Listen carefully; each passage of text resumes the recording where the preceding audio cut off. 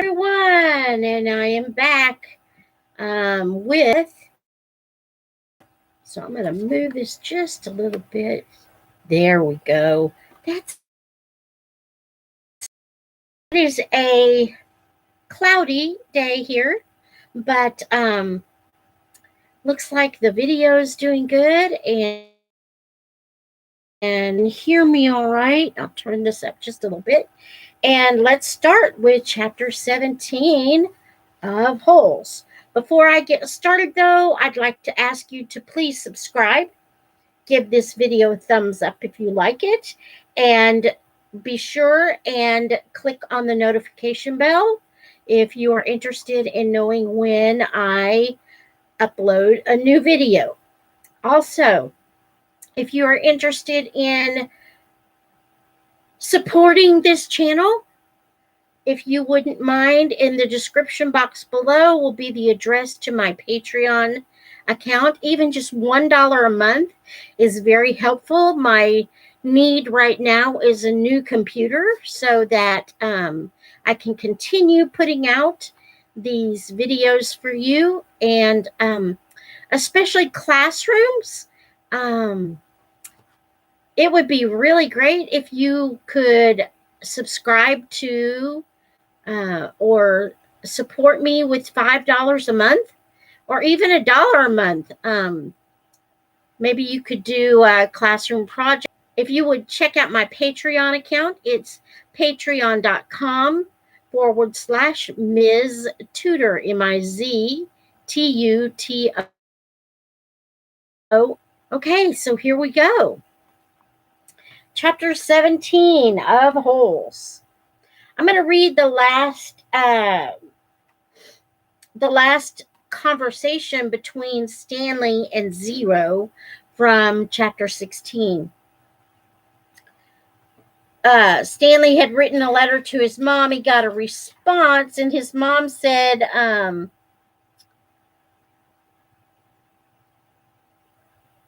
well, see, my dad is trying to invent a way to recycle old sneakers. So the apartment kind of smells bad because he's always cooking these old sneakers. So anyway, in the letter, my mom said she felt sorry for that little old lady in the shoe, because it must have smelled bad in there. Zero stared blankly at him. The nursery rhyme? Zero said nothing. You've heard the nursery rhyme about the little old lady who lived in the shoe? No. How does it go? Asked Zero. Didn't you ever watch Sesame Street? Stanley asked. Zero stared blankly. Stanley headed on to dinner. He would have felt pretty silly reciting nursery rhymes at Camp Green Lake. Okay, chapter 17. For the next week and a half, the boys continued to dig in and around the area where X-Ray had supposedly found the gold tube. They widened X-Ray's hole, as well as all the hole had been digging, until the fourth day, when all three holes met and formed one big hole. As the days wore on, the warden became less and less patient. She arrived later in the morning and left earlier in the afternoon. Meanwhile, the boys continued to dig later and later. This is no bigger than it was when I left you yesterday, she said, after arriving late one morning. Well, after sunrise.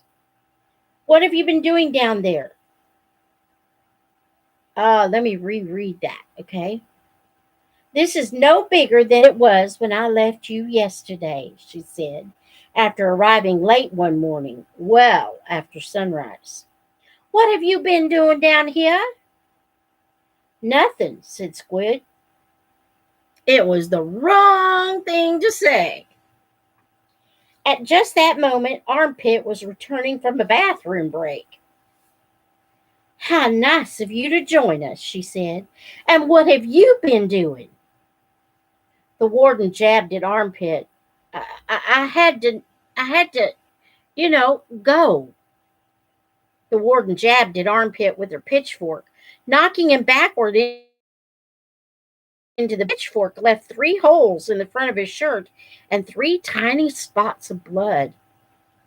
"You're giving these boys too much water," the warden told Mr. Pendanski. They continued to dig until late afternoon, long after all the other groups had finished for the day.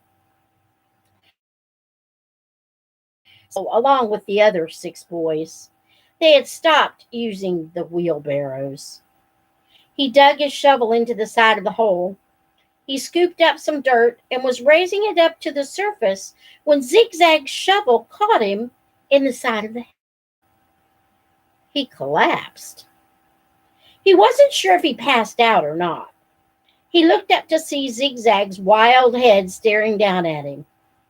"I ain't digging that dirt up," Zigzag said. "That's your dirt." "Hey, Mom," Magnet called. "Caveman's been hurt." Stanley brought his fingers up to the side of his neck. He felt his wet blood and a pretty big gash just below his ear. Magnet helped Stanley to his feet, then up and out of the hole. Mr. Sir made a bandage out of a piece of his sack of sunflower seeds and taped it over Stanley's wound. Then he told him to get back to work. It isn't nap time. When Stanley returned to the hole, Zigzag was waiting for him. "That's your dirt," Zigzag said. "You have to dig it up. It's covering up my dirt." Stanley felt a little dizzy. He could see a small pile of dirt. It took him a moment to realize that it was the dirt which had been on his shovel when he was hit. He scooped it up, then Zigzag dug his shovel into the ground underneath where Stanley's dirt had been. And that's the end of chapter 17. Chapter 18. The next morning, Mr. Sir marched the boys to another section of the lake, and each boy dug his own hole, 5 feet deep and 5 feet wide. Stanley was glad to be away from the big hole. At least now he knew just how much he had to dig for the day, and it was a relief not to have other shovels swinging past his face or the warden hanging around. He dug his shovel into the dirt, then slowly turned to dump it into a pile. He had to make his turn smooth and slow. If he jerked too quickly, he felt a throbbing pain just above the neck where Zigzag's shovel had hit him. That part of his head between his neck and ear was considerably swollen. There were no mirrors in camp, but he imagined he looked like he had a hard out of him. The remainder of his body hardly hurt at all. His muscles had strengthened and his hands were tough and calloused. He was still the slowest digger, but not all that much slower than Magnet. Less than 30 minutes after Magnet returned to camp, Stanley spat into his hole. After his shower, he put his dirty clothes in his crate and got out his box of stationery. He stayed in the tent to write the letter, so Squid and the other boys wouldn't make fun of him for writing to his mother. "Dear Mom and Dad, camp is hard but challenging. We've been running obstacle courses and have to swim long distances on the lake. Tomorrow we learn." He stopped writing as Zero walked into the tent, then returned to his letter. He didn't care what Zero thought. Zero was nobody. "To rock climb. I know that sounds scary, but don't worry." Zero was standing beside him now, watching him write. Stanley turned and felt his neck throb. "I don't like it when you read over my shoulder, okay?" Zero said nothing. "I'll be careful." This is to his mom again. "I'll be careful. It's not all fun and games here, but I think I'm getting a lot out of it. It builds character. The other boys, ... I don't know how," said Zero. "What?"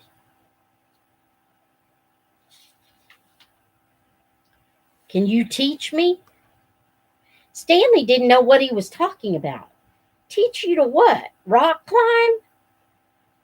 Zero stared at him with penetrating eyes. What? Said Stanley. He was hot, tired, and sore. I want to learn to read and write, said Zero. Stanley let out a short laugh. He wasn't laughing at Zero, he was just surprised. All this time he had thought Zero was reading over his shoulder. Sorry, he said, I don't know how to teach. After digging all day, he didn't have the strength to try to teach Zero to read and write. He needed to save his energy for the people who counted. You don't have to teach me to write, said Zero, just to read. I don't have anybody to write to. Sorry, Stanley said again. His muscles and hands weren't the only parts of his body that had toughened over the past several weeks. His heart had hardened as well. He finished his letter. He barely had enough moisture in his mouth to seal and stamp the envelope. It seemed that no matter how much water he drank, he was always thirsty. Chapter 19. He was awakened one night by a strange noise. At first he thought it might have been some kind of animal, and it frightened him. But as the sleep cleared from his head, he realized that the noise was coming from the cot next to him. Squid was crying. You okay? Stanley whispered. Squid's head jerked around. He sniffed and caught his breath. Yeah, I'm fine, he whispered and sniffed again. In the morning, Stanley asked Squid if he was feeling better. What, are you my mother? Asked Squid. Stanley raised and lowered one shoulder. I got allergies, okay? Squid said. Okay, said Stanley. Your mouth open your mouth again, and I'll break your jaw. Stanley kept his mouth shut most of the time. He didn't talk too much to any of the boys, afraid that he might say the wrong thing. They called him caveman and all that, but he couldn't forget that they were dangerous too. They were all here for a reason. As Mr. Sir would say, this wasn't a Girl Scout camp. Stanley was thankful that there were no racial problems. X-Ray, Armpit, and Zero were black. He, Squid, and Zigzag were white. Magnet was Hispanic.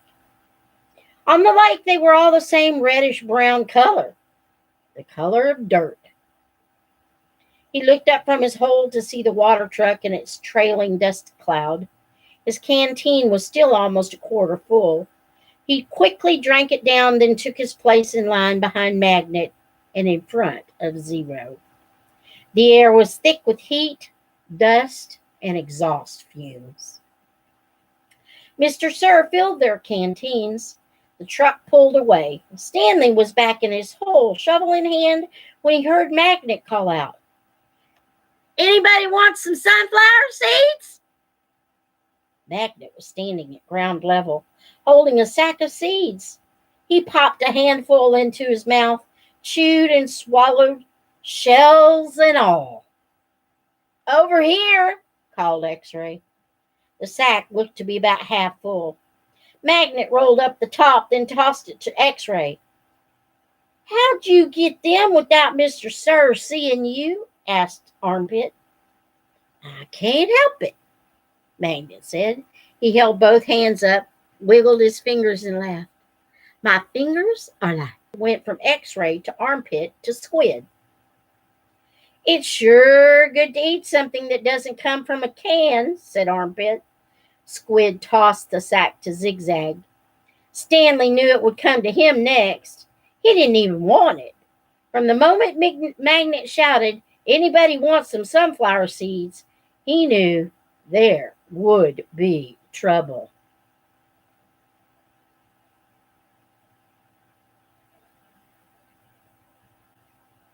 Mr. Sir was sure to come back. And anyway, the salted shells would only make him thirsty. Coming your way, caveman, said Zigzag. Airmail and special delivery. It's unclear whether the seeds spilled before they got to Stanley or after he dropped the bag. It seemed to him that Zigzag hadn't rolled up the top before throwing it, and that was the reason he didn't catch it. But it all happened very fast. One moment the sack was flying through the air, and the next thing Stanley knew, the sack was in his hole and the seeds were spilled across the dirt. "Oh, man," said Magnet. "Sorry," Stanley said as he tried to sweep the seeds back into the sack. "I don't want to eat dirt," said X-Ray. Stanley didn't know what to do. "The truck's coming," shouted Zigzag. Stanley looked up at the approaching dust cloud, then back down at the spilled seeds. He was in the wrong place at the wrong time. What else is new? He dug his shovel into his hole and tried to turn over the dirt and bury the seeds. What he should have done, he realized later, was knock one of his dirt piles back into his hole. But the idea of putting dirt into his hole was unthinkable. "Hello, Mr. Sir," said X-Ray. "Back so soon?" "It seems like you were just here," said Armpit. "Time flies when you're having fun," said Magnet. Stanley continued to turn the dirt over in his hole. "You Girl Scouts having a good time?" asked Mr. Sir. He moved from one hole to another. He kicked up a dirt pile by Magnet's hole, and then he moved toward Stanley. Stanley could see 2 seeds at the bottom of his hole. As he tried to cover them up, he unearthed a corner of the sack. "Well, what do you know, caveman?" said Mr. Sir, standing over him. "It looks like you found something." Stanley didn't know what to do. "Dig it out," Mr. Sir said. "We'll take it to the warden. Maybe she'll give you the rest of the day off." It's not anything," Stanley muttered. "Let me be the judge of that."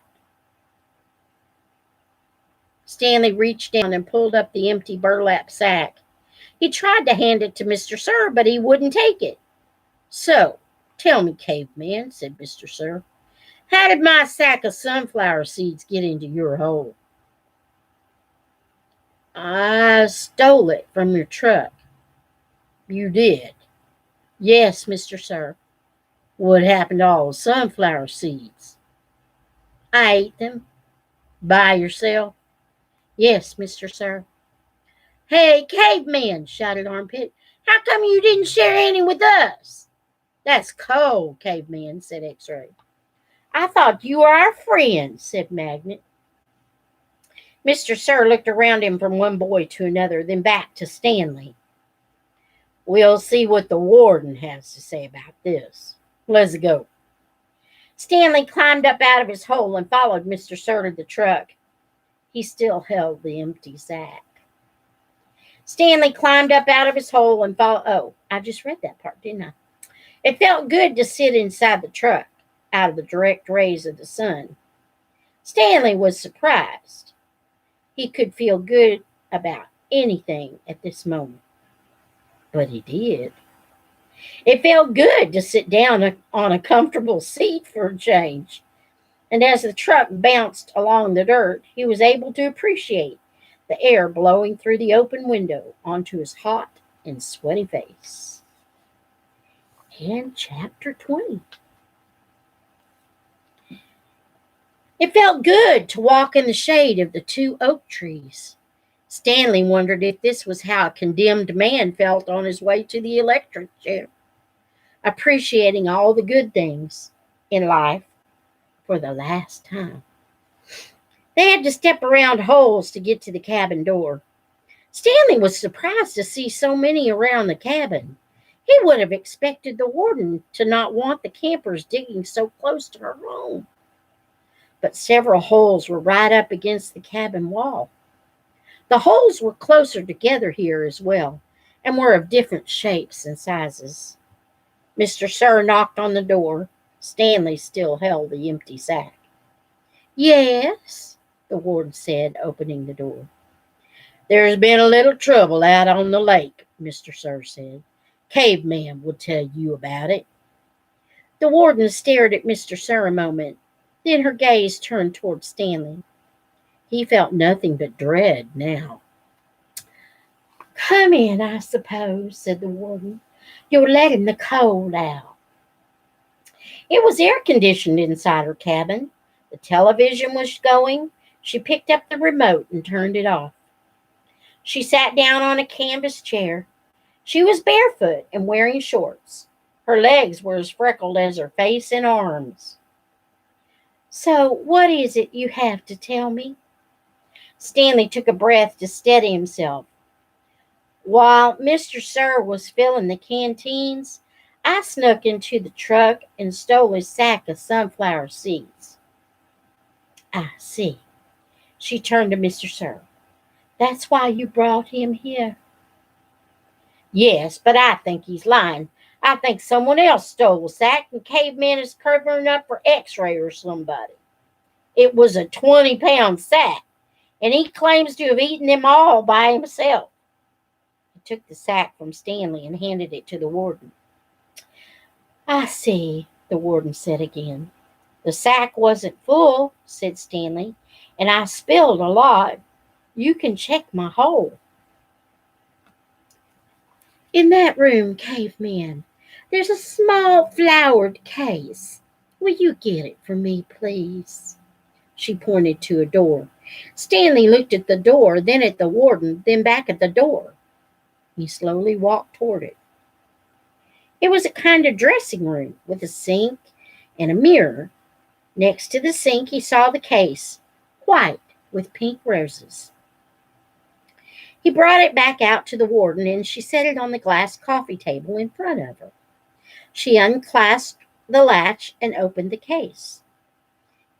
It was a makeup case. Stanley's mother had one similar to it.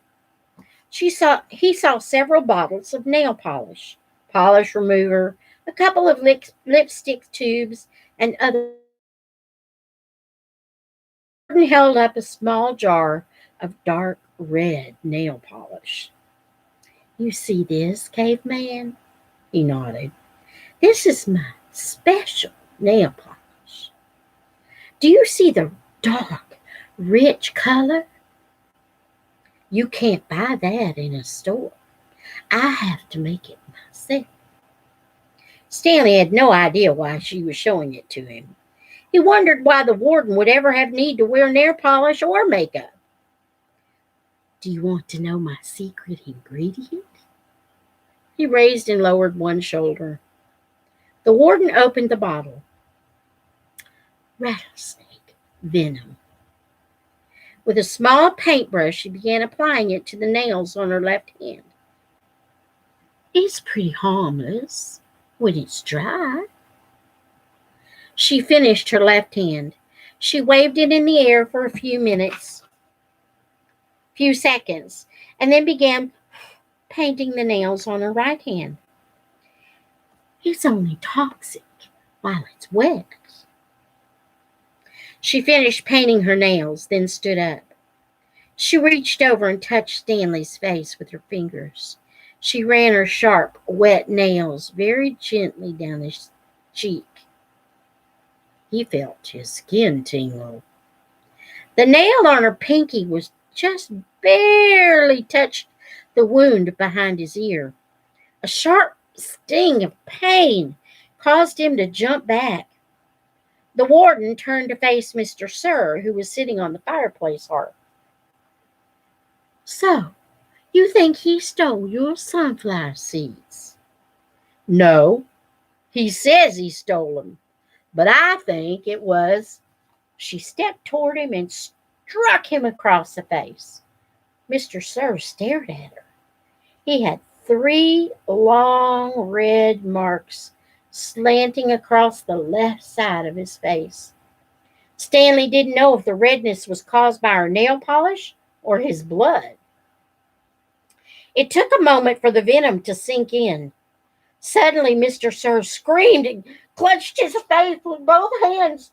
He let himself fall over, rolling off the hearth and onto the rug. The warden spoke softly. "I don't especially care about your sunflower seeds. Mr. Sir moaned. If you must know, said the warden, I liked it better when you smoked. For a second, Mr. Sir's pain took several long, deep breaths. Then his head jerked violently and he let out a shrill scream, worse than the one before. The warden turned to Stanley. I suggest you go back to your hole now. Stanley started to go, but Mr. Sir lay in the way. Stanley could see the muscles on his face jump and twitch. His body writhed in agony. Stanley stepped carefully over him. Is he? Excuse me, said the warden. Stanley was too frightened to speak. He's not going to die, the warden said. Unfortunately for you. And that is the end of chapter 20. So, until next time, may the Lord bless you and keep you. May he make his face to shine upon you and be gracious to you. May the Lord lift up his countenance upon you and grant you his peace. Bye.